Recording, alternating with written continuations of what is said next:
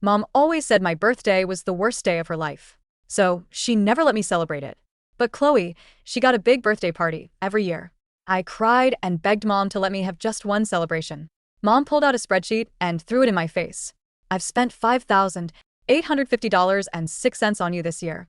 You ungrateful little burden. After everything I've spent on you, you want a birthday party too? I didn't get it. We weren't poor. But Mom kept track of every single penny, even the cost of an ice cream cone. If it wasn't for having you, my body wouldn't be wrecked, wouldn't have all these stretch marks. Your dad wouldn't have run off and found another woman. Everything wrong in my life is because of you. If you really want to make it up to me, You should just die. I almost died giving birth to you. And you're not even grateful? You want to celebrate the day I suffered? Do you have any conscience at all? I pulled the blanket over my head, too scared to even cry out loud. To make Mom happy, I jumped off the roof. But even after I died, Mom and Dad still weren't happy. Mom threw the spreadsheet at me, furious. My eyes were swollen from crying. I knelt on the floor, sobbing. Mom, when I grow up, I'll get a job and pay you back. Mom didn't hesitate. She slapped me across the face. My cheek burned. And then came her screaming, "Pay me back. You think you can ever pay back all the years I wasted raising you? If you really want to pay me back, just die and set me free." Mom smashed everything she could grab, then left with Chloe. I stayed there alone, kneeling in the broken mess. I thought maybe Dad would be different. He came home drunk and crashed on the couch, scrolling through his phone. I stopped cleaning and got him some water. That's when I saw Mom's Snapchat story on his screen. In the photo, Mom was hugging Chloe, smiling like nothing had happened. The caption said, "No matter what, never take your bad mood out on your child. That's our promise." She couldn't take her bad mood out on Chloe, but she could take it all out on me. My hand shook and water spilled on Dad. He yanked his phone away and glared at me. "Lily, what's wrong with you? You can't even do one simple thing right. You're useless." My nose stung and tears started coming again. "Dad, I didn't mean to." He shot me an annoyed look and pointed at the door. "Stop crying. You're so annoying. Just get out." I tried to explain, but he got up and headed upstairs without listening. I gathered all my courage and called after him. Dad. "Today it's my birthday." He stopped on the stairs and turned around for a second. I thought he remembered. I thought maybe he'd celebrate with me, just this once. I watched him, full of hope and fear. But all he said was birthday. What birthday?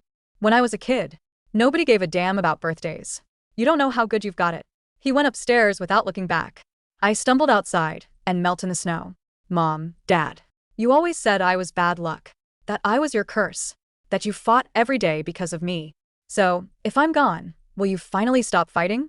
That night, I got a really high fever. I tried to ignore it, crawled out of my room and knocked on Mom's door. She yanked it open, annoyed. "What now? Keeping everyone awake? Are you trying to kill me?" I shook my head quickly. No, Mom. "I just don't feel good. I wanted to." She cut me off. "Don't feel good? What's your problem? Chloe fell and hurt her leg today, and she's not complaining. Why are you?" Chloe started crying inside the room. Mom rushed in and held her. "Chloe, sweetie, what's wrong? Does it still hurt?" Chloe buried her face in Mom's arms. "Mom, it hurts. It's Lily's fault for fighting with you today. I was so upset. I wasn't watching where I was going, and I fell." Mom wiped her tears and glared at me. "This is all your fault. You're nothing but bad luck. Why don't you just die?"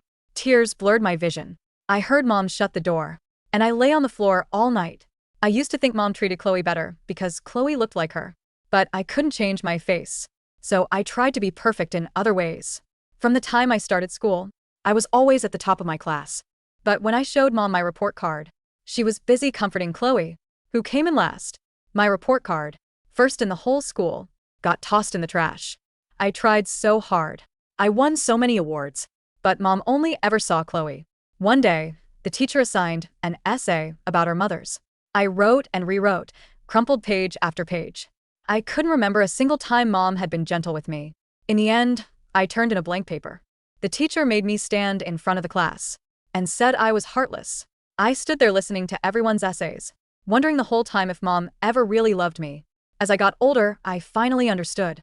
Mom didn't love me, not because I wasn't good enough. She just didn't want me. She didn't want me to exist. I thought I was going to die that night, but I didn't. I kept living in that house, walking on eggshells for another 6 months. 2 weeks before Chloe's birthday, Mom started getting everything ready. The party, the gifts, all of it. I walked past her with red eyes. She sighed and called me back. What's with the sad face? Chloe's birthday is coming up. You better look happy. I don't want to see that miserable look on your face. I wanted to ask why Chloe got big parties every year, while I couldn't even have a small one, but the words got stuck in my throat. I just nodded and went to my room. Behind me, Mom hummed happily as she kept planning. Chloe mentioned wanting Dad at her party, and Mom, who usually started fighting with Dad the second she saw him, actually cooked dinner herself and invited him. And he said yes. I crouched in the kitchen, crying quietly, tears dripping into my rice bowl. I lost my appetite and threw out the leftover rice and pickles. Mom saw and went off on me. She smashed my bowl and screamed, Lily, if you don't want to eat, get out. You're throwing away food behind my back? Is my cooking not good enough for you? I looked at the broken pieces on the floor. No. I just wasn't hungry. Before I could finish, she slapped me. Out of the corner of my eye, I saw Chloe's plate piled with meat she barely touched. At the birthday party, Chloe had a ton of friends over. I carefully handed her a gift I picked out just for her. She didn't even look at it. You knocked the box to the floor. What is this garbage? I'm your older sister. And this is how you treat my birthday? Don't you remember all the pretty dresses I gave you for yours? Chloe did give me dresses, but none of them were new. They were all hand-me-down stuff she or her friends had already worn. I picked up the gift, wiping off the dust with my sleeve. Chloe, hair clips look so good on you. I saved up for months to buy this. Please take it. She grabbed the box and threw it on the ground. I watched the hair clip fall, and my chest tightened so much I couldn't breathe. I crouched down, hands shaking, reaching for it. Then Chloe stomped on it over and over until it broke in two. She stood there, arms crossed, looking down at me. Mom says you're bad luck. If I wear something from you, Who knows what'll happen? Jinx. like you should take all your bad luck and get out of this house. Mom and Dad had such good lives until you came along. You almost killed Mom when you were born. Jinx. I collapsed. Chloe's voice faded away. When I woke up, Mom and Chloe were sitting by my bed. I was so excited. It was the first time Mom had ever come into my room. But before I could say anything, She slapped me. Ich zerrte her. Confused. tears streaming down. Mom. I hadn't done anything wrong. Why don't call me Mom? I don't have a jinx. Daughter like you. Look what you did. If you're going to die, do it outside. Why do you have to ruin Chloe's birthday party? Your dad finally agreed to come, And you ruined everything. My smile froze. She wasn't here because she cared. She was here to punish me for Chloe. I tried to get up, but fell off the bed. I just stayed there, kneeling in front of her. I reached out and tugged at her clothes. Mom, I didn't mean to. She kicked me hard. My head hit the corner of the bed. Blood ran down my face. She didn't care. She just turned and rushed out. When she came back, I noticed a rip where I grabbed her clothes. She changed into something else. Mom, I'm not dirty. I shower every day. Do you really hate me that much? Chloe is your child, but I'm your flesh and blood, too. Why don't you feel anything for me? You always said I should die. If I die, will you finally be happy? Will Dad stop fighting with you? If that's true, I'm willing to die. I wanted to say goodbye to Mom. So I went to the banquet hall, with my head still bleeding. When she saw me, her eyes filled with anger. What are you doing here? What happened to your head? For a second I thought she cared. I'm Fine. She cut me off. How unlucky. It's Chloe's birthday. You did this on purpose, didn't you? You want to bring bad luck to this whole family? A perfect party, and you ruined the mood. I should have never brought you. Mom glared at me and walked into the banquet hall. The doors closed. Through the gap, I saw her gently putting a birthday hat on Chloe's head. I'd ruined the party she'd worked so hard on. I wanted to make her happy again. I asked a lot of people and they said, when you die, your soul flies to heaven. So I climbed onto the roof. It was so close to the sky. If I jumped, would I fly there too? Just as I was about to jump, someone called out. I turned around. A woman stood there. She was really pretty. Her voice was shaking. Sweetie, you can't play up there. Come here. I'll take you to your mom and dad. I thanked her politely, then asked, ma'am, if I jump from here, will I fly to heaven? Asked a lot of people. They all said dying means flying to heaven. Mom always says I'm bad luck. She tells me to die. I don't want her to be sad anymore. The woman was scared, but didn't move. She reached out her hand. Honey, Come here. let me take you home. I shook my head no. Mom will be upset if she sees me again. I don't want to make her upset. I didn't say anything else. I pushed off and leaped toward the sky. Mom, don't be mad. I listened to you, I'm dying. just like you wanted. But it wasn't what I expected. My body dropped fast. Through the window, I saw Mom kiss Chloe's forehead. Her eyes glanced toward the window. I wanted to wave, but I was falling too fast. Before I could raise my hand, she disappeared. Something flickered in her eyes. Someone shouted. Someone jumped. Mom looked shocked. Chloe, where's your sister? She looked around the room, but didn't see me anywhere. She panicked and ran to the window. As my eyes closed, I saw her. There were tears in her eyes. Her lips were moving. Mom. Did I do something wrong again? If not, why are you crying? The wind didn't scream as I fell. It just rushed past, cold and indifferent. But the sound that followed, the sickening, wet thud against the frozen pavement of the patio, was a sound that would tear the world apart. Inside the banquet hall, the music was playing a cheerful pop song. Chloe was laughing, surrounded by friends, holding a slice of cake. But then, the screaming started. It didn't come from me. It came from the woman outside, the stranger who had tried to save me. Her wail was primal, piercing through the glass and shattering the party atmosphere instantly. Mom froze. Her hand was still reaching toward the window where I had just been. Lily, she whispered. It was a question, not a call. Down below, the snow was no longer white. A dark, crimson halo was spreading rapidly around my small, broken body. I lay twisted, my eyes wide open, staring up at the gray sky I never reached. The stranger on the roof was sobbing, pointing down. She jumped. Oh my God. The little girl jumped. The chaotic rush of adults to the window was like a stampede. When Dad looked down, he dropped his glass. It shattered, but no one heard it. The silence inside his head was deafening. Mom didn't run downstairs. She backed away from the window, shaking her head. No, she muttered, her voice trembling. She's doing this for attention. She's playing a game. Get up, Lily. Get up. She grabbed Chloe, burying her face in Chloe's shoulder. Don't look, baby. Your sister is just being dramatic again. She's ruining your party. But then the sirens wailed. The police arrived within minutes. The flashing blue and red lights painted the snow in violent colors. They cordoned off the backyard. The party guests were ushered out, whispering, horrified. They looked at my parents not with sympathy, but with suspicion. A detective, a tall man with tired eyes named Miller, walked into the living room. Mom was sitting on the sofa, clutching the spreadsheet she had thrown at me earlier that day. She was trying to smooth out the wrinkles. Mrs. Evans? Miller asked. She jumped, Mom said, her voice robotic. I don't know why. We gave her everything. We fed her. We clothed her. It's Chloe's birthday, you know? She always had to make everything about herself. Miller didn't blink. Ma'am, your daughter is dead. Mom stopped smoothing the paper. Dead. Yes. We need to collect evidence. We found this in her pocket. Miller held up a plastic bag. Inside was a crumpled piece of paper, the receipt for the hair clip I bought for Chloe. And next to it a small, folded note I had written days ago, just in case. Miller read it aloud, his voice flat. I owe Mom $5,850.06. I don't have money. But if I don't eat anymore, and if I don't use up space, maybe that counts as paying her back. Please tell Mom I'm sorry I was expensive. Dad, who was standing by the fireplace, made a sound like a wounded animal. He fell to his knees, clutching his chest. What is this? Miller asked, pointing to the spreadsheet in Mom's hand. Mom looked down at it. It's her expenses. I just wanted her to know the value of money. I wanted her to be responsible. Miller snatched the paper from her. He scanned the columns. Ice cream cone, $2.50. School notebook, $1.99. Hospital bill, stitches form when Dad pushed her $400. Box of Band-Aids, $4.50. You billed her, Miller said, looking at Mom with pure disgust. You billed a 10-year-old child for existing.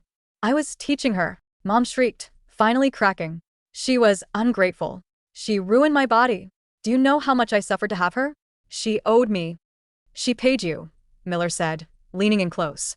She paid you with everything she had. The funeral was small. Mom didn't want a big service. She said it was embarrassing. She told people it was an accident, that I fell while playing. But the town knew. The stranger on the roof, Mrs. Gable, had told everyone what I said before I jumped. Mom hopes I die. I want to make her happy. Chloe stood by the grave, wearing a black dress that was brand new. Mom had bought it for her the day after I died. Chloe looked at the coffin. It was small. Cheap. Mom, Chloe whispered. Is Lily in there? Yes, Mom snapped, checking her watch.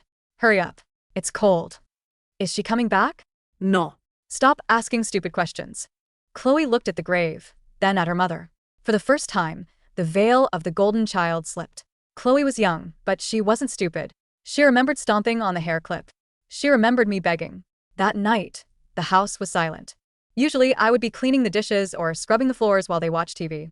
Now, the dishes piled up. The floor got dusty. Dad sat on the couch, staring at the blank TV screen. He was sober for the first time in years, and the reality was crashing down on him. She came to me, Dad whispered. Mom looked up from her magazine. What? On the stairs. Before she went outside. She told me it was her birthday. Dad's voice broke. I told her. I told her nobody gave a damn. Oh, stop it, Mom hissed. Don't you dare start feeling guilty now. She was broken, David. She was wrong in the head. We are the victims here. Look at what she did to us. The neighbors are whispering. My reputation is ruined. She was our daughter, Sarah, Dad shouted, standing up. He threw a glass against the wall. It shattered, just like the bowl Mom had broken over my head. She was a burden, Mom screamed back. And now she's gone. We should be happy. We're free. But as she yelled, the lights in the house flickered. The temperature dropped. On the kitchen counter, the spreadsheet, which Mom had taped back together, fluttered as if a cold wind had passed over it. It wasn't a ghost that haunted Mom. It was the absence. A month later, Mom was struggling to open a jar of pickles. She yelled, Lily, get in here and open this. Silence. She turned around, angry, ready to slap me. But the kitchen was empty. The dust motes danced in the light. She remembered then. I wasn't there to serve her. She had to clean the house herself. She scrubbed the floors, complaining the whole time. Useless child, she muttered to the air. Left me with all this work. But the cracks were forming. One night, Sarah woke up to the sound of weeping. She sat up. Chloe? She walked to Chloe's room. Chloe was asleep, but she was thrashing in her bed, whimpering. I didn't mean to, please don't jump, take the hair clip. Mom shook her awake. Chloe. Stop it. Chloe woke up screaming. She looked at Mom and recoiled, scrambling backward against the headboard. What's wrong with you? Mom asked, reaching out. You look like a monster. Chloe screamed. Get away from me. Mom froze. I'm your mother. I love you. You killed Lily. Chloe sobbed. And if I do something wrong, you're going to kill me too. I would never. You will. You count everything. I saw you writing down how much my dance class cost. You're making a list for me too. Sarah stumbled back. It was true. Old habits died hard. She had started a new spreadsheet for Chloe. Dance lessons, $150. New dress, $60. She did it because it was the only way she knew how to view love, as a transaction. Chloe threw a pillow at her. Get out. I hate you. Sarah fled the room. She ran to her own bedroom and looked in the mirror. The face staring back was haggard. The lines around her mouth were deep. She looked at her stomach, where the stretch marks were. It's her fault, she whispered, touching the mirror. Lily did this. But the reflection seemed to shift. Behind her, in the glass, she saw a small figure kneeling on the floor. Hands clasped, bleeding from the forehead. Sarah spun around. Nothing. 6 months later, Dad left. He didn't make a scene. He just packed a bag. He had found the video. The police had returned my old, cracked phone to him. He charged it, thinking he would delete everything and sell it. But he found a video in the drafts folder. I had recorded it the day before I died. In the video, I was holding the camera with trembling hands. That. I know you won't watch this, but I just wanted to say, I remember when I was 5 and you took me to the park. You pushed me on the swing. You smiled at me. That was the best day of my life. I've been trying to be that girl again so you'd smile at me one more time. I'm sorry I'm not her anymore. I love you. Dad watched it on loop for 3 days. He stopped going to work. He stopped eating. When he finally walked out the door, Mom blocked his path. Where are you going? You can't leave me. We have bills. I'm done, Sarah, he said. His voice was dead. We killed her. We killed her every single day for 10 years. And then she finally did it for real. I didn't kill anyone. She jumped. We pushed her, Dad said. He looked at Mom with pity. You're a monster, Sarah. And I'm the coward who let the monster eat his child. He walked out into the snow. He never came back. He drank himself to death in a motel room 2 years later. His last word was birthday. 5 years passed. Chloe turned 16. She didn't have parties anymore. She spent as little time at home as possible. She worked 2 jobs, hiding the money from Mom. Mom had become a hoarder. The house was filled with newspapers, trash, and receipts. She kept every receipt. She had stacks of notebooks filled with numbers. She calculated the cost of the air conditioning, the water, the electricity. One day, Chloe came home to find Mom going through her purse. What are you doing? Chloe asked. You shorted me, Mom spat, waving a ledger. You used the shower for 20 minutes yesterday. That's an extra 40 cents. Chloe didn't yell. She didn't cry. She just looked at the woman who had once been beautiful, now twisted by greed and hate. I'm leaving, Chloe said. You can't. You owe me. I raised you. I bought you. You didn't raise me, Chloe said. You raised an investment. And I'm defaulting. Chloe grab her bag. And, by the way, Mom, I found Lily's diary. Mom went still. She wrote about the time you burned her arm with the curling iron and told Dad she touched the stove. She wrote about how you made her sleep in the closet when guests came over. I gave it to the police, Mom. They're reopening the case. Not for murder, but for child abuse. Mom's face went pale. You ungrateful little witch. You're just like her. I hope so, Chloe said, tears finally spilling over. I hope I'm exactly like her. Because she was the only decent person in this house. Chloe walked out. The door slammed shut, echoing like a gunshot. Sarah Evans was alone. The house was large, cold, and silent. The electricity had been cut off because she refused to pay the exorbitant rates. She sat in the dark, lit only by a few candles. She was 50 years old, but looked 80. Her mind had fractured. She sat at the kitchen table. In front of her was the old spreadsheet. The one she had thrown at me. 5,800. She muttered. She looked up. Across the table, the chair wasn't empty anymore. I was sitting there. I looked the way I did the day I died. My head was bleeding. My dress was torn. But I wasn't crying. I was just watching her. Lily, Sarah rasped. You came back to pay me? I didn't speak. I just pointed to the spreadsheet. Sarah looked down. The numbers were changing. The ink was bleeding, turning red. Cost of Lily's life, $5,850.06. Cost of Sarah's soul, $0. No, Sarah whispered. I'm worth more. I'm the mother. The room grew colder. The walls seemed to close in. The shadows stretched out, looking like the hands of a clock. I gave you life, she screamed at my ghost. I suffered for you. I finally spoke. My voice wasn't a child's voice anymore. It was the voice of the wind, the snow, and the grave. You didn't give me life, Mom. You just gave me a body. And then you charged me rent for it. Sarah grabbed the candle and threw it at me. It passed through my chest and hit the pile of old newspapers behind me. The fire started instantly. It was hungry. It ate the dry paper, the receipts, the ledgers. Sarah tried to put it out, but she tripped over her own hoard. She fell, her ankles snapping. She lay on the floor, surrounded by the smoke. Help, she screamed. Lily, help me. 이수로워해. The fire reflected in my eyes. I remembered the time I had a fever, and she closed the door. I remembered the time I fell off the roof, and she worried about the party. I looked down at her. I can't, Mom, I whispered. Helping you isn't in the budget. I turned and walked away, fading into the smoke. Sarah screamed as the flames reached her precious spreadsheets. The house, the monument to her greed and hatred, became her pyre. The house burned to the ground. Nothing was saved. Chloe stood at the edge of the property the next morning. The firefighters were rolling up their hoses. We found a body, the fire chief told her gently. She didn't make it out. Chloe nodded. She didn't feel sad. She felt light. She walked over to the snow-covered lawn, to the spot where I had fallen years ago. The snow was pure white now. No blood. She knelt down and placed something on the ground. It was a new hair clip. A beautiful one with pearls. Happy birthday, Lily, Chloe whispered. A gentle breeze blew past her, brushing her cheek like a kiss. The heavy feeling that had sat on Chloe's chest for years finally lifted. She stood up, wiped her eyes, and walked away from the ruins. She had a life to live. A life that couldn't be measured in spreadsheets. And somewhere, far above the smoke and the pain, I was finally flying.